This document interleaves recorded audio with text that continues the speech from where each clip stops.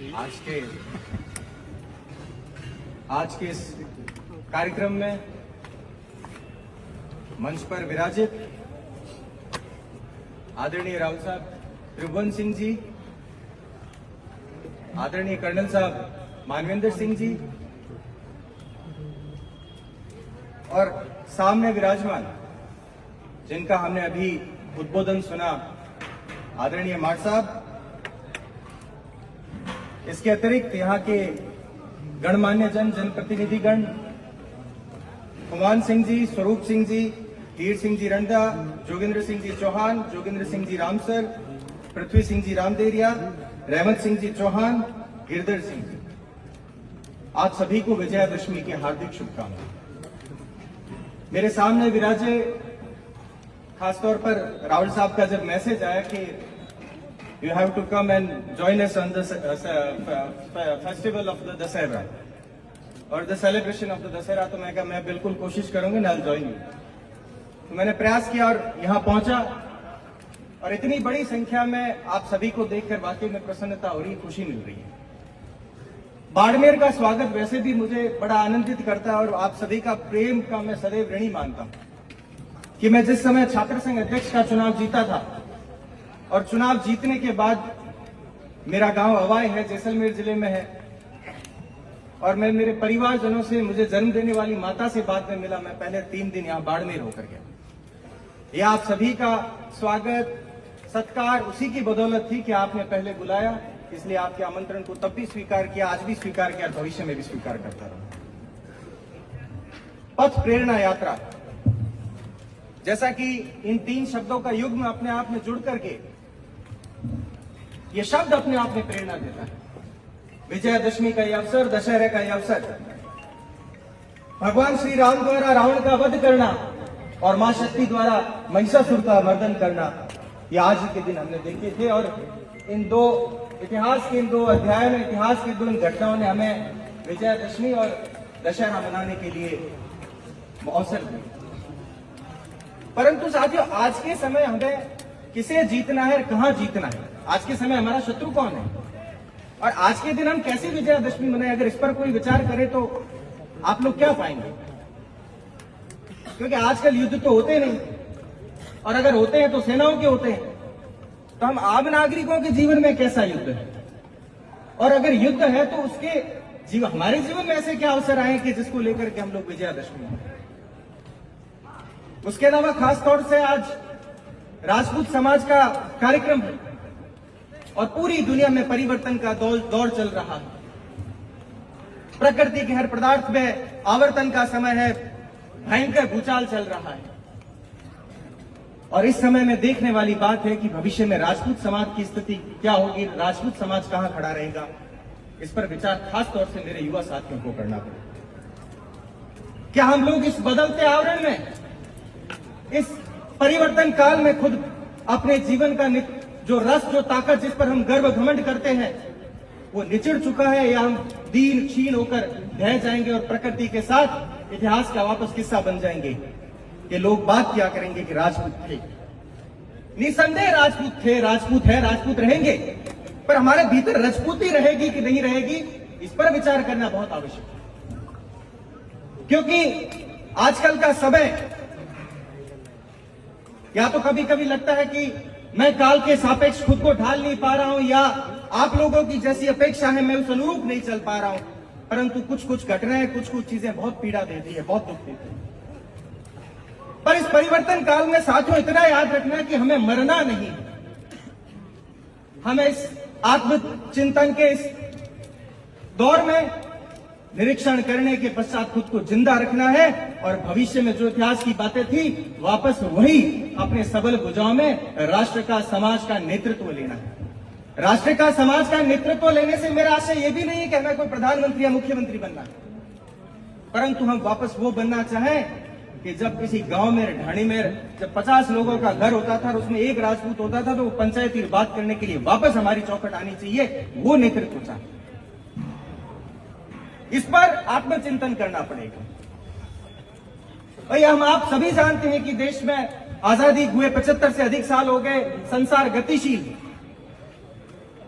चलते रहना ही संसार का काम है, संसरण करते रहना, बढ़ते जाना, रुकना तो मृत्यु है।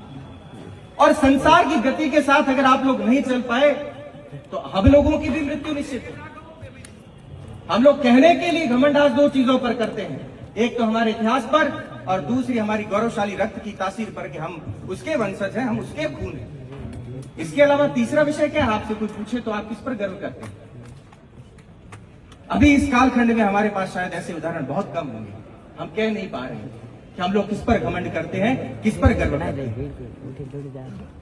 मैं मेरी जितनी बुद्धि प्रकोष्ठ से बहुत कम उम्र है, जितना समझ पाया हूं कि आज के समय में हमें सिर्फ दो चीजों पर काम करने की आवश्यकता है, एक तो हमारी शिक्षा और दूसरा हमारा आर्थिक ढांचा सुधार। आप इन दो पर काम कर लीजिए, सारी चीजें ठीक हो जाएगी, आपको आवश्यकता ही नहीं है कुछ और करने की, बाकी चीजें स्वतः ही आपके जीवन में होती चली जाएगी। पहले के लोग, जब हम लोग, क्योंकि हम लोग ग्रामीण क्षेत्र से आते हैं, बहुत से युवा साथी मेरी उम्र के कहते हैं कि हम लोग शायद पहली पीढ़ी के लोग हैं, हमें एक्सपोजर नहीं मिला, तो हमारे पास प्रॉपर गाइडेंस नहीं थी कि 12वीं के बाद कौन सा कोर्स करें। आज तो आपके पड़ोस में, घर में, परिवार में ऐसे बहुत से लोग हैं जो बहुत अच्छी अच्छी सर्विसेज कर रहे हैं, चाहे किसी भी जाति बिरादरी में, आप उनका अनुभव काम में लीजिए। ये आर्टिफिशियल इंटेलिजेंस का टाइम है और आर्टिफिशियल इंटेलिजेंस की अभी तो स्टार्टिंग है, बिगिनिंग फेज है ये, और ये भविष्य में किस ओर जाएगा, इसकी कौन सी जनरेशन हमें क्या दिखाएगी। अभी भी अगर हम यहाँ बैठे हैं और आर्टिफिशियल इंटेलिजेंस में समझता हूं कि युवाओं इस बात को ज्यादा समझ पाएंगे कि मैं स्टेज पर बैठा हूं और ये कार्यक्रम है और मैं सर्च कर रहा हूं और मेरे पास पॉइंट्स आ रहे हैं कि आप इस कार्यक्रम में ये भाषण बोल सकते हो। आर्टिफिशियल इंटेलिजेंस इस हद तक काम करता है, तो अभी तो ये इसका प्रारंभ है और इस प्रारंभ के साथ हम लोग BA, BCom, BSc ये कर रहे हैं, अच्छी बात है क्योंकि हमारा इंटरेस्ट भी है। उसके अलावा हमें स्किल्ड कोर्सेज में भी काम करने की जरूरत है। हम लोग अच्छे वकील बन सकते हैं, हम लोग अच्छे डॉक्टर बन सकते हैं। अगर आप लोग कोई जीरो रिजर्वेशन पॉलिसी की बात करते हो तो अभी पूरी दुनिया में औद्योगिक क्रांति है, हम लोग क्यों CA, CS, CMA की बात नहीं कर सकते जिसमें तो जीरो रिजर्वेशन पॉलिसी है। अभी मैं बीच में कहीं आर्टिकल पढ़ रहा था तो उसमें लिखा था कि GSTB को भी अभी 5 साल हुए, बिगिनिंग फेज में है, 17 लाख जॉब अपॉर्चुनिटीज है। क्या हमारे युवा उस और आगे बढ़ेंगे? क्या हम अपना भविष्य उस और बढ़ाएंगे? वो उस स्पेसिफिक उस फील्ड का एजुकेशन लेकर के उसमें दक्षता हासिल करके क्या हम उसमें काम करेंगे? इसलिए शिक्षा तो निसंदेह आवश्यक है। किसी को ये लगता है कि हमारे पिता, माता, बाप दादाओं की कमाई खूब है, हमारा जीवन चल जाएगा, तो चल जाएगा, पर आप आने वाली पीढ़ी को विरासत में कुछ नहीं दे पाएंगे। आपका जीवन जरूर चल जाएगा। और शिक्षा के अलावा मैंने दूसरे विषय पर बात की थी कि आर्थिक ढांचा, हमें आर्थिक ढांचा निसंदेह सुधारने की जरूरत है। अगर पढ़ाई नहीं कर सकते तो व्यापार करें, और कोई भी काम छोटा नहीं है, ये आदत डालें, काम शुरुआत सभी की छोटी होती है और धीरे धीरे धीरे वो विशाल रूप लेती है। इसलिए काम करने से घबराएं नहीं कि मैं ये काम नहीं कर सकता, मैं इसका बेटा हूं, मैं इसका पोता हूं। अरे भगवान राम के भी जीवन में 14 साल का वनवास आ गया, भगवान कृष्ण का जन्म जेल में हो गया, राजा हरिश्चंद्र को भी दर दर की जीवन में ठोकरें खानी पड़ी। अपन उनसे बड़े तो नहीं हुए, तो और उनसे छोटा काम हमारे जीवन में हो भी नहीं सकता। क्या छोटा काम होगा? हम कर्म ही तो कर रहे हैं और उस कर्म से हमें आजीविका मिल रही है, आजीविका से हम परिवार का खर्चा चला रहे हैं। तो ये आर्थिक रूप से तो स्थिति सुधारनी पड़ेगी, चाहे देशावर जाना पड़े, कहीं पर भी जाकर के हमें काम करना पड़े। शिक्षा और आर्थिक स्थिति को सुधारने की बहुत आवश्यकता है। इसके अलावा एक बड़ा विषय था जो लगातार पिछले कई समय से मन में, हृदय में जगह किए बैठा है। युवा साथियों से खास तौर से दरख्वास्त रहेगी, आपका सोशल मीडिया पर बर्ताव बड़ा बुरा है। आप लोग आज भी शत्रु और प्रतिद्वंदी में फर्क नहीं समझ पा रहे हैं कि आपका शत्रु कौन है, प्रतिद्वंदी कौन है। You have to differentiate between your enemy and rivalry. आपको आपके शत्रु और प्रतिद्वंदी में फर्क करना पड़ेगा। और अगर और भी करीब से बात समझाऊं तो एक गांव में सरपंच का चुनाव होता है, आपके किसी के काकू साहब बड़े पापा लड़े होंगे तो वो प्रतिद्वंदी हो सकते हैं, वो शत्रु नहीं है। प्रतिद्वंदी इसलिए है कि आप दोनों में बेहतर कौन है, बेस्ट कौन है, इसकी लड़ाई हो सकती है। क्या वो वाकई में आपकी शत्रु है? और बाड़मेर की धरती पर खड़ा हूं इसलिए ये बात करना और आवश्यक होता है। हम लोग अपने राजनीतिक प्रतिद्वंदियों को अपना शत्रु क्यों समझते हैं? आपकी उनसे लड़ाई राजनीतिक लड़ाई है, आपकी उनसे शत्रुता नहीं है। क्या वो आपका खाना खाने से रोक रहे हैं वो लोग? क्या वो आपको पानी पीने से रोक रहे हैं वो लोग? क्या वो आपके बच्चों को शिक्षा देने से लोग रोक रहे हैं वो लोग? जवाब होगा नहीं रोक रहे। जब नहीं रोक रहे तो शत्रुता किस बात की है? इसी बात की है कि राजनीतिक अस्तित्व की लड़ाई है। और राजनीति, किसी को लगता है कि राजनीति किसी के पास भुजबल है वो कर लेगा, या किसी को लगता है बहुत सज्जन है वो कर लेगा। तो मैंने तो अभी तक वैसे राजनीति में कुछ प्राप्त तो नहीं किया, पर मुझे लगता है कि राजनीति बुद्धि का व्यायाम है। जो अपनी बुद्धि को रोज व्यायाम करवाता है वो राजनीति में जरूर अच्छा कर लेगा। और दौर और आलम तो यह है कि दूसरे लोगों को तो छोड़ो, कहते तो आप अपने लोगों को भी लपेटे में ले लेते हैं, क्योंकि आपका ईगो सेटिस्फेक्शन होता है। आप सुबह उठते हो, कई लोग मैं दावे के साथ कहता हूं खुला बाद में करते हैं, और पहले ट्विटर पर ट्वीट करना होता है। आज हमने इसको कह दिया, मेरे इतने लाइक आ गए, इतने रीट्वीट हो गए, और आपको बड़ी संतुष्टि मिलती, खुद को ऐसे एकदम फील होता है कि मैं आज आसमान से ऊपर था। ये विचारणीय विषय बन गए। और एक बात अपने जहन में बिठा लो कि समाज को हर प्रकार के नेताओं की जरूरत है। आपको लगता है कि स्पेसिफिक आप अगर एक प्रकार के नेताओं से काम चला लेंगे तो नहीं चल सकता बंधु। जहां सुई काम आती है वहां सुई ही काम आएगी, जहां तलवार काम आएगी वहां तलवार ही काम आएगी। अपने क्षेत्र को, अपने समाज को मानविंदर सिंह की भी जरूरत है, रविंद्र सिंह की भी जरूरत है, स्वरूप सिंह की भी जरूरत है, कुमार सिंह की भी जरूरत है, और भी नेता है, आजाद सिंह की जरूरत है। हमें सबकी जरूरत है बंधु। हम एक दूसरे में अपनी पसंद हो सकती है। आप किसी को कम पसंद करें, किसी को कम पसंद करें, किसी को अधिक करें, यह आपका विषय हो सकता है। परंतु हम इसका आशय ये नहीं है कि उनको समझे ही कुछ नहीं कि आप हैं क्या, आपने जीवन में क्या किया। साथियों, संघर्ष अपना सबका बड़ा होता है। किसी का संघर्ष अगर कोई बंद कमरे में बैठकर यूपीएससी आरएस की तैयारी करता है तो इसका मतलब ये नहीं कि उसने संघर्ष नहीं किया। संघर्ष केवल सड़कों पर नहीं होता है, संघर्ष कतारों में खड़े रहकर भी होता है, संघर्ष बंद कमरों में भी होता है, संघर्ष अपने स्थायित्व के लिए दिन प्रतिदिन लड़ना, उसको भी संघर्ष हो मित्रों। संघर्ष केवल वो नहीं होता कि जो सिर्फ आप पसीने से आते हैं। संघर्ष एक मनोस्थिति है, और संघर्ष उस व्यक्ति का भी होता है जो रोज सुबह ठेला लगाता है, आज रात को वापस जाऊं घर पे, उस 500 रुपए लेकर जाने हैं, उसका भी अपना संघर्ष है। तो संघर्ष को आप एक फ्रेम में बांधिए मत के संघर्ष सिर्फ उतना हो सकता है, बजाय कि बाहर के शत्रुओं को, हमें अपने शत्रुओं को पहचानने की जरूरत है। हमारे अपने शत्रु कौन? हम खुद हैं। आजकल ये रील्स के टाइम में आप देखिए, कोई हमसे इतर कोई दूसरी जाति का, देश में आजाद हुए 75 साल में सबको बराबर रहने का अधिकार है। आप आज अगर राजतंत्र वाली फीलिंग ले रहे हैं, मोनार्की वाली फीलिंग ले रहे हैं, तो गलत ले रहे हैं। इसको दिमाग से निकालिए।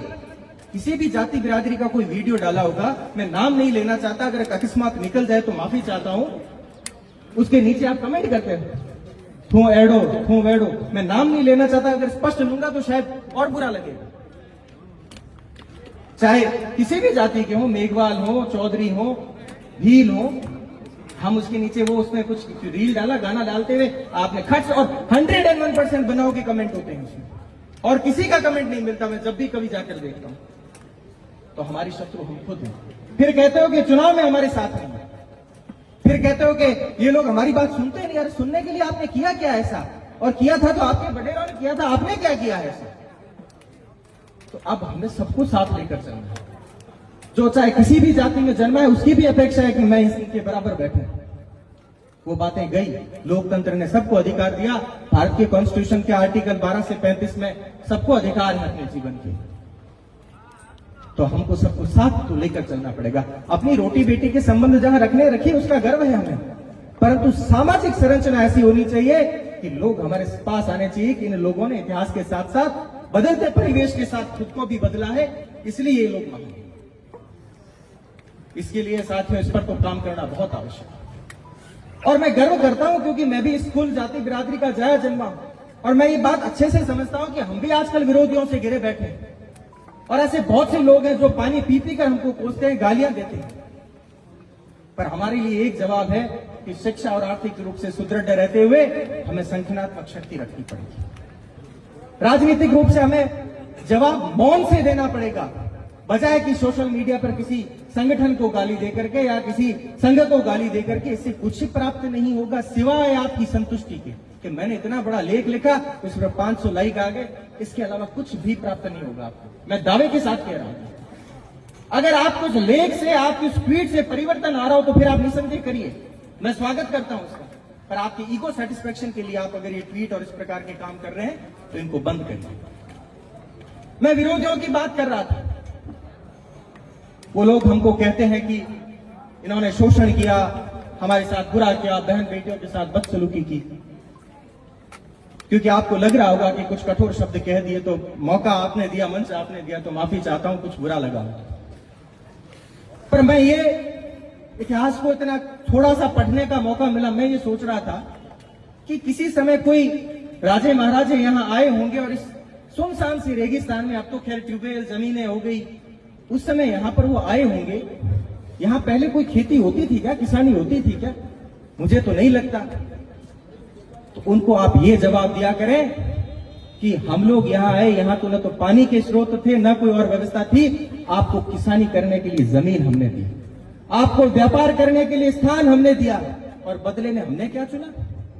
हमने चुना ढाल और तलवार। इसलिए चुना कि आपकी रक्षा की समुचित व्यवस्था हो सके, इसलिए चुना कि आपके खेतों के ऊपर अगर खेत पहले अगर रौंदे जाएं, खराब हो, मुगलों और आक्रांताओं की आंधी अगर आपके खेत पर से गुजरे, उससे पहले वो हमारे शवों पर से गुजरे। इस पर गर्व करना चाहिए, इन बहसों में हिस्सा लेना चाहिए, न कि उन बहसों में जिसमें जितना आपको अल्प ज्ञान हो और अपनी बात करते। मैं मानता हूं कि अरे राजपूत तो वो हुआ करते थे जो एक तलवार लेकर के निकलते थे तो रियासतों की रियासतें खड़ी हो जाती थी, और ये राजपूत के हाथ की तलवार कोई हत्या का प्रतीक नहीं था, वो वीरता का प्रतीक हुआ करता। सियाजी जब घोड़े पर तलवार लेकर निकले तो एक समूचा राज्य खड़ा कर दिया। मेवाड़ के एक निर्वासित पुत्र जब उधर दक्षिण की ओर जाता है तो मुगलों का विरोध करने वाले मराठा राज्य का सूत्रपात होता है, और वहीं से एक निकलकर नेपाल की ओर पहुंचता है तो नेपाल में राज्य बसाता है। इसलिए हमारे तो पुरखे जहां जहां ढाल तलवार और घोड़ा लेकर निकले वहां वहां रियासतें बनी हैं। पर अब लोकतंत्र है, ये गर्व के विषय थे, हमने खूब कर लिया, और ये इतिहास में यूं ही रहेगा। पर हम भविष्य में क्या करेंगे, इस पर हमको विचार करने की आवश्यकता है। मैं सिर्फ अपनी बात इसी बात के साथ समाप्त करूंगा कि शिक्षा पर काम करिए, आर्थिक रूप से सुदृढ़ होइए, मजबूत होइए। उसके अलावा क्षमता, समावेशिता और सेवा का भाव, और साहित्य पढ़िए। इन 4-5 चीजों पर अगर आप काम कर लेंगे, ये रामबाण उपाय है। मैं दावे के साथ कहता हूं, हम लोग आने वाले 1 दशक बाद हम खुशी बनाएंगे और अलग चीजों पर चर्चा परिचर्चा करेंगे। ये संकट काल का दौर है, उम्मीद करता हूं कि इस संकट काल के दौर में आप आत्मनिरीक्षण करके अपने भीतर की संजीवनी शक्ति को जिंदा रखते हुए इस काल से निकलकर और अपनी दोनों भुजाएं फैलाकर कहेंगे, हाँ, हम राजपूत ही थे, हैं और रहेंगे, और इस पर गर्व करेंगे। बाड़मेर ने बुलाया, बहुत इतना मान सम्मान दिया, बहुत बहुत धन्यवाद, बहुत बहुत आभार।